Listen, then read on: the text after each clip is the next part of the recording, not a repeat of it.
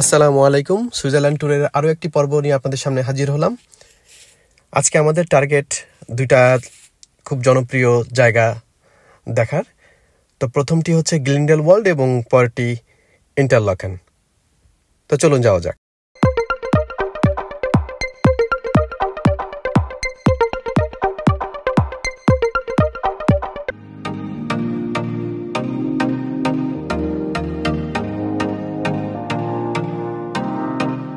অনেক আগে থেকেই গ্লিন্ডেলওয়াল্ডকে সুইজারল্যান্ডের অন্যতম জনপ্রিয় ট্যুরিস্ট স্পট হিসাবে বিবেচনা করা হয়। আইগার পর্বতের একদম গোড়াতেই এই গ্লিন্ডেলওয়াল্ডের অবস্থান।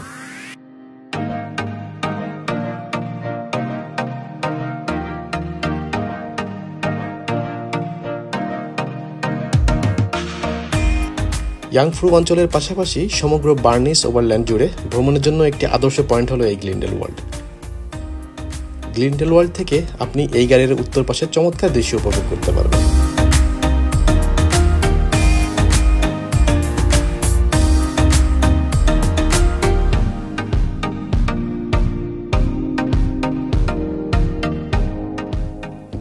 সালের হিসাব অনুযায়ী গ্লিন্ডেলওয়াল্ডের জনসংখ্যা ৩,৮২৫ জন।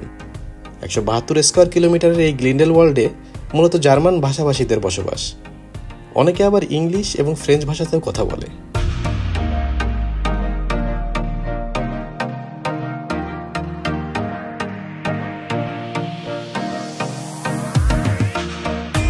এখানে প্রচুর গিরিখাত আছে। এই গিরিখাতগুলোর প্রস্থ জুড়ে চমৎকার মাকড়সা জালের মতো হাঁটার পথ তৈরি করেছে, যা দর্শকদের একটি অনন্য দৃষ্টিভঙ্গি তৈরি করে।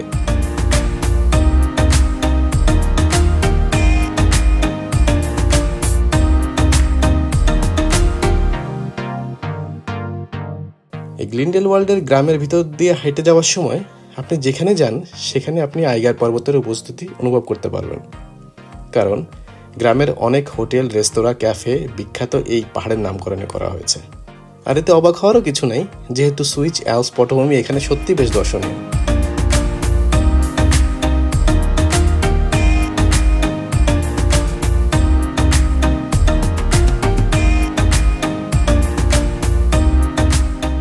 গ্লিন্ডেলওয়াল্ডের ঐতিহ্যবাহী জিনিস হলো এখানকার কাঠের ঘরগুলো।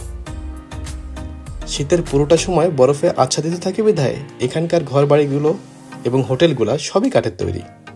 বরফের সান্নিধ্য এবং এখানকার বিভিন্ন স্পটের ভ্রমণের অভিজ্ঞতা সবই গ্লিন্ডেলওয়াল্ডকে একটা টপ ট্যুরিস্ট ডেস্টিনেশনে পরিণত করেছে।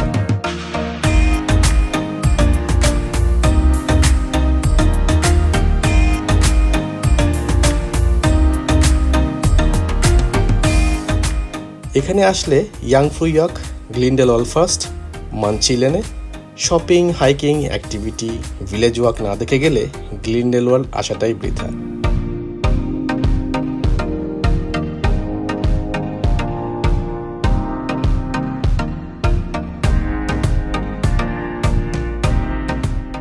এখানে একদিনের জন্য একটা জনপ্রিয় গন্তব্য হলো মানচিলেনে। এটা আসলে একটা গন্ডোলা রাইড, মানে কেবল কার রাইড। সাথে আছে রয়্যাল ওয়াক, যেটা সত্যি তাদের নামের সাথে মিলে যায়, যা এইগার, মঞ্চ এবং ইয়াংফ্রু এবং সেই সাথে গ্লিন্ডেলওয়াল্ড এবং লটারবোনের উপত্যকার সেরা দৃশ্যগুলো দেখার জন্য বেস্ট। এছাড়া গ্লিন্ডেলওয়াল্ডের আসল ভ্রমণ আনন্দ পেতে চাইলে ইয়াংফ্রু ইয়ক, গ্লিন্ডেলওয়াল্ড ফার্স্ট এইগুলোতে আপনাকে যেতে হবে এবং দুটার জন্য আপনাকে এক একদিন করে আলাদা সময় রাখতে হবে।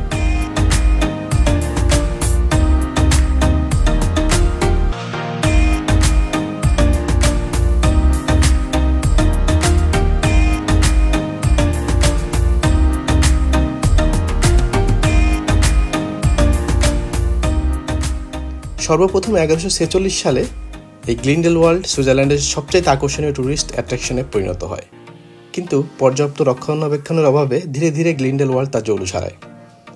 তারপরও এখানে আসলে কেউ বলতে পারবে না যে গ্লিন্ডেলওয়াল্ড সুইজারল্যান্ডের সবচেয়ে সেরা দর্শনীয় স্থান না। তাই বলবো, গ্লিন্ডেলওয়াল্ডে আসলে অবশ্যই কমপক্ষে 2 থেকে 3 দিন হাতে সময় নিয়ে আসবেন।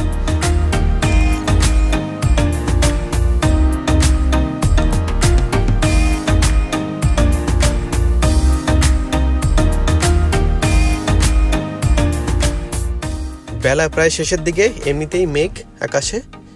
তো গ্লিন্ডেলওয়াল্ডটা শর্টকাটে দেখা শেষ করে আমরা চলে যাচ্ছি ইন্টারলাকেনের দিকে।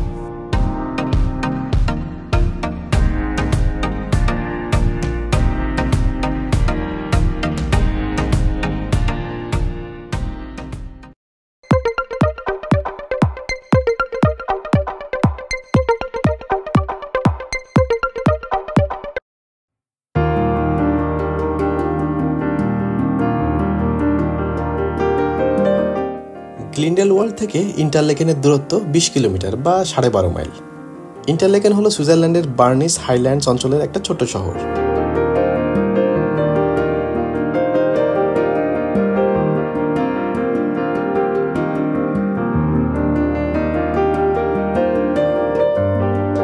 বর্তমানে ইন্টারলেকেনের আয়ের প্রধান উৎস হলো পর্যটন, এবং সুইজারল্যান্ডের অনেক বড় আকর্ষণের একটি হলো এই ইন্টারলেকেন। এখানকার মূল ভাষা জার্মান, কিন্তু অধিকাংশ লোকজন জার্মান এবং সুইস ভাষার মাঝামাঝি একটা ভাষায় কথা বলে।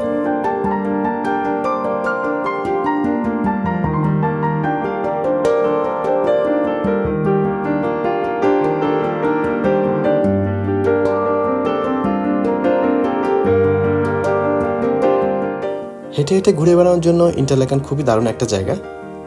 সুন্দর একটা ক্যানাল এখানের দুই পাশের লেককে যুক্ত করেছে। এই ক্যানালের পাশ দিয়ে হেঁটে বেড়াতে পারেন। বিশাল আকৃতির একটা মাঠও আছে এখানে, যেখানে সারাক্ষণ প্যারাগ্লাইডিং হচ্ছে।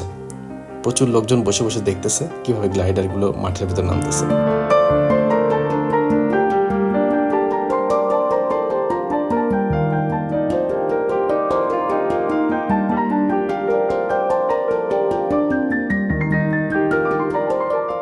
(1891) সাল পর্যন্ত ইন্টারলেকেনের একটা নাম ছিল, সেটা হচ্ছে আরমোহলে।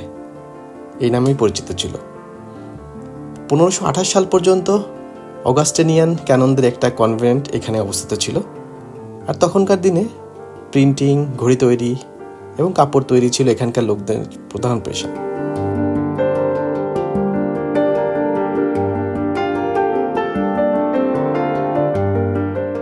2022 সালের হিসাব অনুযায়ী এখানকার লোক সংখ্যা 6000-এর কিছু বেশি। সুইজারল্যান্ডের জনপ্রিয় দুটি লেক হলো লেক ব্রিয়েঞ্চ এবং লেক থুন। এই দুই লেকের মাঝামাঝি অবস্থিত হওয়ার কারণে এই ইন্টারলেকেন ট্যুরিস্টদের জন্য একটা জনপ্রিয় ডেস্টিনেশন।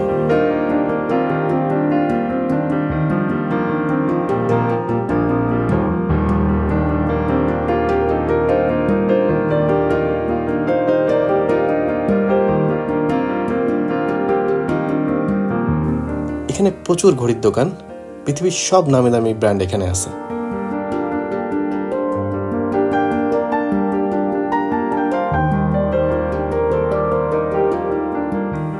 শপিং মলের ভিতরে যাওয়া যাক, আমরা শপিং মলটা একটু ঘুরে দেখি। শপিং মলটাতে ঢুকেই মনটা ভালো হয়ে গেল। প্রথমে এই ডান সাইডের লিন্ডেড শপের দোকান, লিন্ডেড চকলেট। এটা ইউকেতে লিন্ডর নামে পরিচিত। আমার খুব ফেভারিট একটা চকলেট। চকলেটের বিভিন্ন ধরনের আইটেম এখানে আছে, যেগুলো আসলে ইউকেতে দেখি নাই, এখানে সব রকমের আছে। এখানকার ডেকোরেশনগুলো খুবই চমৎকার, কাঠ দিয়ে ডেকোরেশন করছে।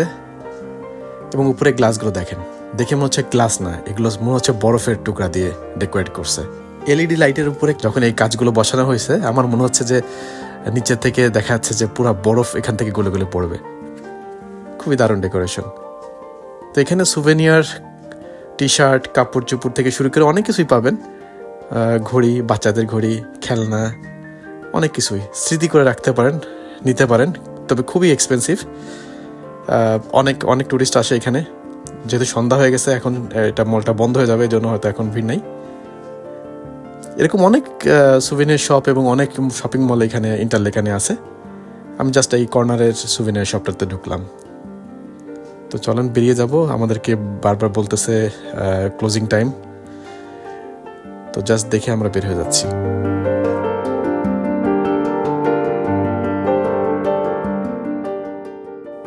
ইন্টারলেকেনের সংক্ষিপ্ত ট্যুরটা এখানেই শেষ করতে হবে। সন্ধ্যা হয়ে গেছে, ফিরে যাওয়ার দরকার। তো যা হোক, এতক্ষণ যারা আমাদের সাথে ছিলেন, ভিডিওটি দেখলেন যারা, সবাইকে অসংখ্য ধন্যবাদ। আর যারা আগের ভিডিওগুলো দেখেননি এখনো পর্যন্ত বা দেখতে চান, আমাদের এই ভিডিওর নিচে ডিসক্রিপশন বক্সে লিঙ্কগুলো দেওয়া থাকবে, প্লেলিস্ট দেওয়া থাকবে, দেখে নিতে পারেন। আর সাবস্ক্রাইব করতে পারেন পরবর্তী ভিডিওগুলো, যাতে আপনারা আমার পাবলিশের সাথে সাথে পেয়ে যান। সাবস্ক্রাইব করে রাখবেন। তো চেষ্টা করব আপনাদেরকে ভালো কিছু ভিডিও উপহার দেওয়ার জন্য সামনে। আজকে এ পর্যন্তই। সবাই আমাদের জন্য দোয়া করবেন এবং ভালো থাকবেন। আসসালামু আলাইকুম।